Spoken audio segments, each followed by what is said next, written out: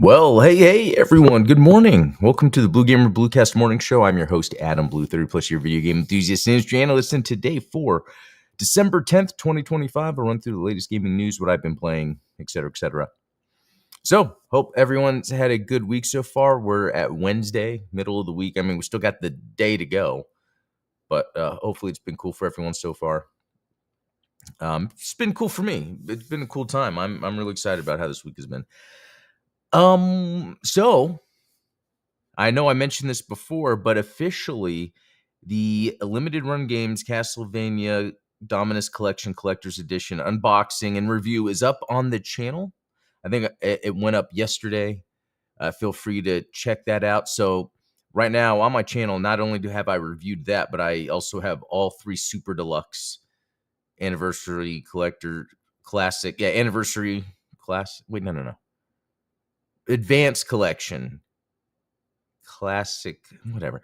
Here, and then I was just thinking, limited run games has had them, and I've never bought them just because they've been super expensive and they've had, the cheaper things. And to be honest, after getting this latest Dominus collection from limited run games, I probably wouldn't jump at other collector's editions like that. I would just get Super Deluxe. But I'm glad I did it. And part of it might have just been FOMO as a Castlevania fan, So anyway, yeah, check that out if you haven't. Let's see. What are we going to talk about first? Yeah, we're going to get into what I've been playing, and then we got some interesting news. Let's see. Man, and that crop, I have to reset the crop every time, but I guess it doesn't really matter too much. Metro Prime 4, I was actually playing that this morning because I tend to get up really early and I have some time. I do random things here and there. And what's interesting with Metro Prime 4, I will say one thing about it. Even though there is the backtracking to the extreme in this game where it's pretty much everything you're doing is to do something here, so then you can go do something here, so then you can do something here, but within a linear framework. And it's kind of hard to explain it, but luckily between that happening are these pretty frequent boss battles that are pretty fun. I just had a boss battle this morning I wasn't expecting because I think I just did a boss battle, but it was fun. I like that. It's challenging in the gaming way that I like. It reminded me of the old ones because it's a little different. It's first person, but I'm locking on and then choosing, when I need to jump or use the aim within the lock on to get more precise shots on certain things, positioning, learning the patterns. It has a little bit of that Dark Souls DNA just in terms of boss, even from Sonic the Hedgehog. When Dr. Robotnik would come in with the little thing that's going back and forth, and it's okay, when it comes here, I need to jump on this platform so I can hit him, and then it's going to come this way, so I need to. It's more of just that, and it's fun. It's just classic boss gameplay. But I tell you, the more I'm playing Metroid Prime 4 Beyond, the more it just feels like in terms, I don't know how to explain it. It feels like, yeah, this is really hard. Because again, it plays fine. It's just underwhelming, I guess. But I heard some sales were pretty good. Not pretty, they were lower than Dread, but I guess it was physical only, but we'll see when that comes out. Because here's the thing. I I would love it to sell really well, like really well, not just like it did its thing. Because if it just does its thing, Nintendo's going to continue to not do much with Metroid. Just be like, oh yeah, we'll work on it. We'll delay this. Okay, because no, they're not delaying the Donkey Kong Bonanza. They knew, even though they said they were going to make it on Switch. One, oh, we can't do it on this hardware. That they were like, they do that. They bake, but they usually bake with good ideas that come out at the end. I think with Metroid Prime 4, they were just baking because they didn't know what to do. That's anyway. Anyway, let's move on from that. Because I'll probably talk about it a little bit more as I get further. Because who knows if I end up falling in love with it, even though 4 hours and 19 minutes in, and people are beating it at 11 hours, nearly halfway there. It's not much to it. Hey, Jam Kill X, good morning. See you. Good to see you. Okay, so here's a funny one. A game about digging a hole. It was just late last night before we were all going to bed. We were just in the living room, and I had the Xbox on. And I saw this on Game Pass, and I was telling my youngest, "Hey, have you heard of this? Doesn't that sound crazy?" So we jumped into play, and you know what? Well, me playing, my youngest just watched, and it was actually pretty fun. It's really just a satisfying loop of like auto clicker in a way. Like I'll kind of, I might show it here in a little bit because it is kind of a satisfying pastime, and there's some stuff to it. It's a good podcast game. It's a good video YouTube game, like when you're just watching a YouTube video or listening, taking in some information, just sitting here doing this. But I jumped back into some more Banjo-Kazooie, even though it only says 21 minutes. I feel like it would have been longer if we count yesterday and today. But yeah, I went on the Xbox and it has Play with Cloud on the Xbox. I go to Play with Cloud and it doesn't work. So I had to install it. But it took a second. Still, it's just so weird. There's something going on with the Banjo-Kazooie Cloud thing. And it was weird how I thought it was like my computer and my controller was acting up. I don't know. These things, and I would say this yesterday, at the end of the day, when there's too much technology in the way that makes things cumbersome, you just want to play. That's the way to get people to play. Yeah, because I wonder how many people have tried to use xCloud or the PS Portal. I know that this is a fact with the PS Portal because of how much more popular that, I guess, that zeitgeist is of gaming, PlayStation technologies. You heard from people saying, "Oh, you can't play game. It doesn't play." And I'm just lucky enough where it does. Same with xCloud. Most of the time, Xbox streaming is amazing. 99% of the time. It was just recently how it happened like this, but maybe for more people. It's difficult. Anyway, it's fun playing Banjo-Kazooie. Every time I hear a sound effect or music, it brings me back. I really haven't taken my time to really just play it since back on the N64. Even though I had played it on the 360. Let me look up something here real quick. So 1998, that's a very interesting time. That was like what, right? When in 1998? Because that was either right when I was getting out of middle school or right when I was going into high school. Oh yeah, the summer.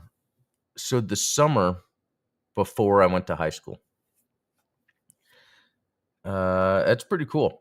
And here's another thing I've noticed playing Banjo-Kazooie. I could, I don't want to say I can always tell, but I could usually pick up if a game is like a Euro game, made in the UK or something. And there's even a difference between like British game development and like Eastern European game development. Like you pick up on it a lot when studios are from certain areas. There's probably a lot of cross-pollination with studios within a region of developers, especially when there was a smaller developer base back then as opposed to now. And I think bigger publishers do a good job of just kind of, or not say do a good job, but make things appear like all one thing. I don't know. But anyway. Let's see. And then Nuts and Bolts, I had just loaded it because I was testing. And it worked. So yeah, that's the thing. The cloud worked for Nuts and Bolts. And I didn't actually play it at all. I just loaded it and shut it off. So these achievements are from when I've played it before. So all right. Let's see. That's it for gaming. I didn't really do too much yesterday. Let's move into some news. So, after Black Ops 7 weaker launch, Call of Duty will no longer do back-to-back releases in the same series. So, that to me was the most obvious red flag when Microsoft announced their next Call of Duty would just be Black Ops 7 when we just had Black Ops 6. And to me, that was not a good idea. Yeah. And they talked about this other thing, Modern Warfare 3 in 2023, just after Modern Warfare 2 in 2022. This is an example of a company that has some sort of IP, and then they drilled too far down. Like, the idea is, oh, let's make this type of game mainstream and broad for everyone to bring everyone in. But within that, they are then like, okay, well then what is it about this big broad game that everyone likes? Okay, let's just zero in and then make it that. So for 4 years now, we've just gotten Modern Warfare 2, Modern Warfare 3, Black Ops 6, Black Ops 7.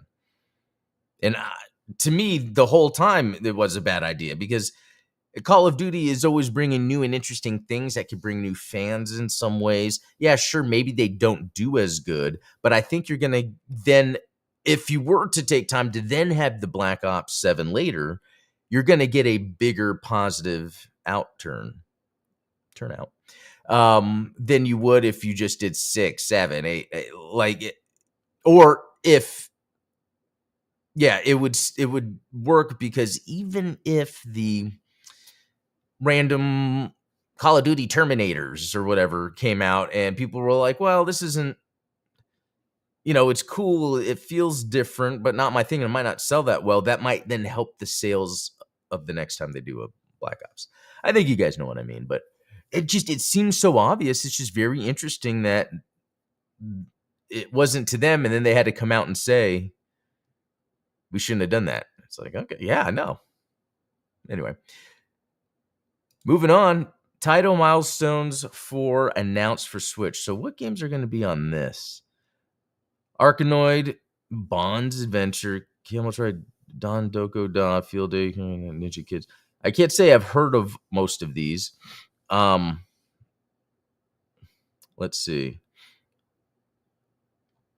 Oh, is this, wait, as well as a special CD? Wow, that's pretty cool. They have, let me see. Does this open it up? No, it just takes me to the other website.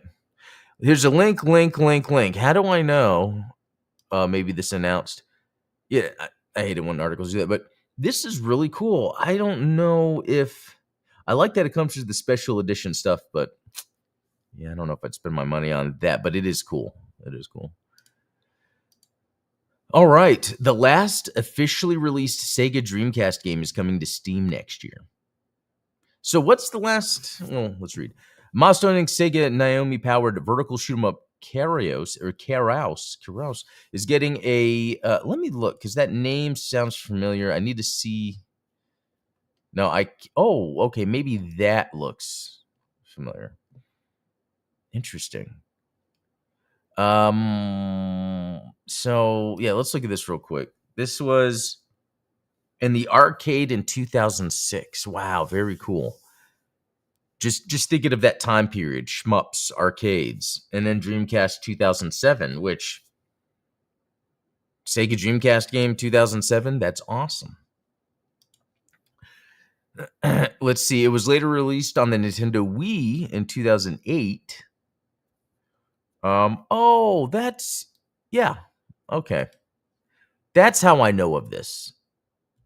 I had, when I had my physical video game collection, I had this. Okay. So what are they saying is now being released? Okay.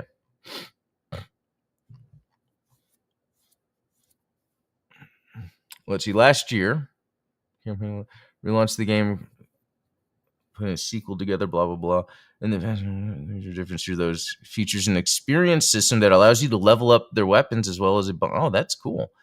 Okay. So this is on Steam right now, January 2026. Add to wish list. And it has, it's interesting. These graphics are interesting. because it seems like a direction graphics could go.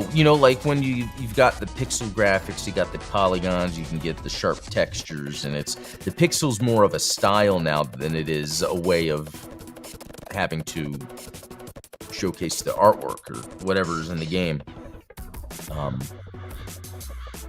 But it is neat once it seems like flat, sharp objects were being able to use in animation. By that time, things could be done 3D, so people prefer just the style of pixel art or just something being full 3D. It's kind of like the early 2000s, like anime stuff that looks odd because it's on a computer and it looks a little sharper. Pretty neat. Okay. Let's move on. What was the other thing? Okay, Shade Protocol Kickstarter campaign launches in spring. I only bring this up because I didn't know what to think. Look, Shade Protocol sounds like a generic name, but it sounds generic enough to be maybe a fun game. So I was looking at it and I was like, oh, Metroidvania. Okay, you got me. Let's see. Kickstarter campaign. I guess that's where they're linking here. Wish list on Steam. Let's look at it there. That's what I prefer. Add to wish list. I'm already doing it. Metroidvania Souls-like. I'm already liking the art style. Like, I'm sold already. It's a little more chibi or cutesy, than I prefer, but I'm willing to deal with that if it has, good exploration, good combat, which it looks like it does.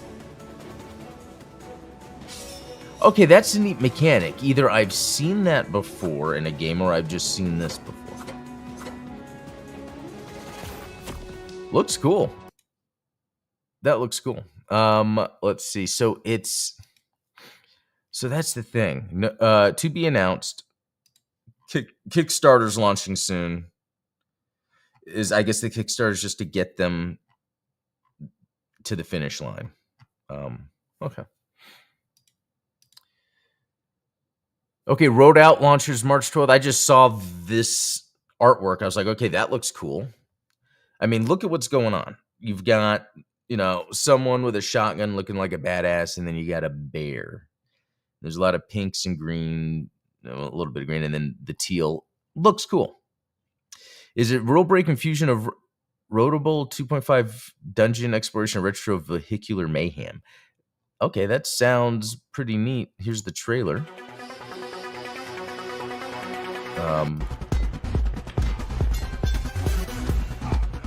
Okay, you know what? Talking about, different types of 2D graphics, I think that's kind of been a trend with this video. Not my style. It looks cool, though. I mean, but I've played a lot of games like that. It's unfortunate that something like this, it's like, I'm just going to move on, just because there's so much. But here's the big deal, guys. Here's something that I've been asking about for a long time. If you remember TMNT Splintered Fate, I had on the Switch, and then I played it on Switch 2, and it looked absolutely horrible. And I was just kind of disappointed. And then I asked them, hey, are you guys going to be doing an upgrade, an update, anything? I mean, and they finally are, and they've announced it. And it was disappointing, but maybe not. So what it is it's a Nintendo Switch 2 edition. This is the thing they do, so when I got Metroid Prime 4, it's called Metroid Prime 4 Beyond Switch 2, Nintendo Switch 2 edition. Even like on the title screen, it says it. It's really weird that it does all that stuff. I don't know if that's like mandate from Nintendo right now. But this update comes out on the 16th, and which is cool. That's soon. And there'll be an upgrade for Switch 1 owners, which is a good thing, but you have to pay for it. But it's only $2.49. So it's like, okay, actually, that's not bad. And I can support. I like the idea that I'm almost continuing to support this game in a very small way, but because I think this is a good game. It's sure it's just like Hades, but I think taking the IP like Ninja Turtles, this is a perfect example of taking a genre taking a type of game that's a genre of its own, that has a game that's kind of like Hades, for instance, for these roguelikes. being able to take an IP and make it work that way, I think is the secret sauce to IPs. That's kind of how Warhammer has been able to work in certain areas by making their games in certain genres. It's the thing I think the Gundam franchise is missing. You even see Sonic and Mario doing this stuff. You know, Mario has a kart game. Mario has an iOS app. Sonic has a kart game. Sonic has a party game. Sonic has a runner. Like, when you have an IP, it's best to use it as a dressing for things that already work, you know, and then that could get the people into the IP. So then you can kind of have them experience what your IP is known for. So I'm super excited about this. I can't believe that's actually happening. Because I even tweeted at the devs, no response. I was a little disappointed. You know what's all going to be going on there. Okay, so let's jump into something. That's it for news. I think that's it for news. Yeah, I think the Call of Duty thing and this TMNT thing was the biggest for me. But what I want to do now is show you guys this digging a hole game. Because look, if you've got Game Pass, it's like the perfect game to have on Game Pass because it solved a problem I had last night when I didn't really feel like playing anything. You know, that happens sometimes. You just want to sit there, you want to play a game, you don't feel like playing anything, you don't want to do much. This satisfies that for me. So here we go. This is the hole I started digging yesterday. Here I am. Wait, actually, this looks like it's, I mean, there's not much graphic options. Maybe this is, okay, I'll just deal with it for now. No, well, that's the thing. I am cloud streaming. I'm surprised that this game looks this bad. Cloud streaming. And I don't think you guys could tell. I think it's more of a me thing. But anyway. You can dig up your whole backyard, and then you go in there. Let me just get to digging. So you see that's all that is. Oh, and then look at that, a stone. You want to get further down so you can get the good stuff, though. And then this shovel I have has a battery. Oh, that's a lot of stuff. And I got a backpack. I got to be able to... Okay, so inventory's full, so... Get out of here. And then you go to the computer so you can sell your inventory. And then, if needed, you can go here to upgrade. Okay, it's different things. I've upgraded my shovel and battery a couple times. I'm really focusing... I was focusing on shovel. I don't know what I'm going to do next, actually. Oh, battery low. Let's see. Okay, I guess so what I got. It's got me close, but not exactly where I want. And then I can charge the battery. Yeah, and at the beginning of the game, they kind of show you it's this, like, package that you got this, battery that apparently it explodes if it runs out of juice. Okay, I'm getting some iron. Okay, inventory full again. So that's another thing I can do. I can upgrade my backpack. Let's see. Let's sell this stuff. I've got enough to buy an upgrade. And I'm curious what I'm going to do. Shovel, inventory. I don't mind just keep going with the shovel because I can clear more of an area. And I don't mind if the inventory is full and then I have to go back. So I'm going to keep doing that. I mean, there's going to be a certain point where there's going to be diminishing returns and then I need to start upgrading my other elements. But oh, wow, there's a lot right here. I think it's going to be telling me, hey, you need to, inventory full already. Maybe that's the trick. Huh, anything here? No? Okay. And then, that's where you save your game. So, let's see. So, for inventory, I just need 30.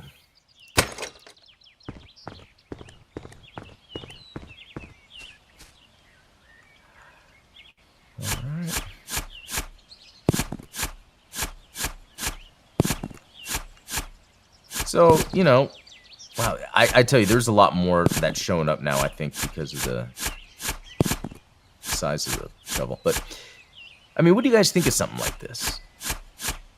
There are other games in a similar vein, but I think this is almost the ultimate version of that, just because you're digging a hole. It would almost be like a game where you're just having to watch paint dry. Okay, still not enough. But it will be soon. There's a lot of stuff that's just popped up here randomly. Like, yeah, none of this was here before.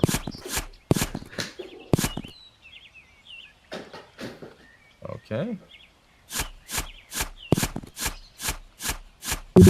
Okay, inventory full.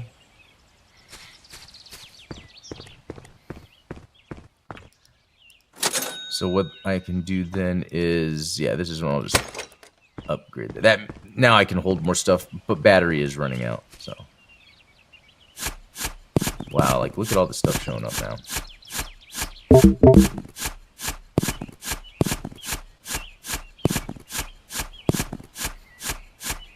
Okay.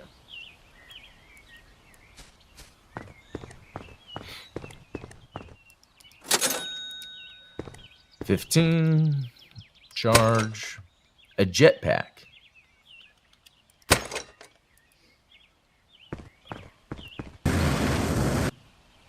And that uses battery, but that's cool that I've got a jetpack now. I didn't even need to buy it. But I have a jetpack.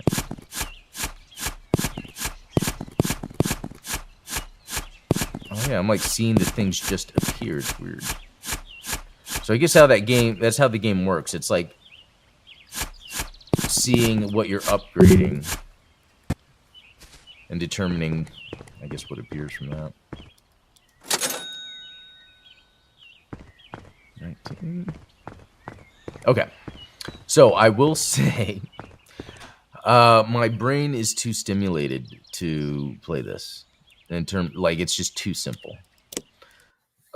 So we'll jump into something else, but that's digging a hole, guys. And this is an example of a game where there's not much to it, but it's just the perfect thing to have on Game Pass if you just feel like, oh, wrong button. I did that before. If you just feel like sitting back, not having to think too much, this is the game for that. Okay. You know what? I guess since it's near time anyway, we'll just stop there. So yeah, thanks all for joining today. I think the biggest thing is just finding out where Call of Duty is going to be going next. I mean, I haven't been playing this one too, because to me it's just like too much of the same. And it's cool to have the same stuff, but you also want it to change things up and be exciting, attract more fans. I don't know. We'll see. But heading out for now. I'll be back tomorrow with some more. So until then, have a good one. See y'all.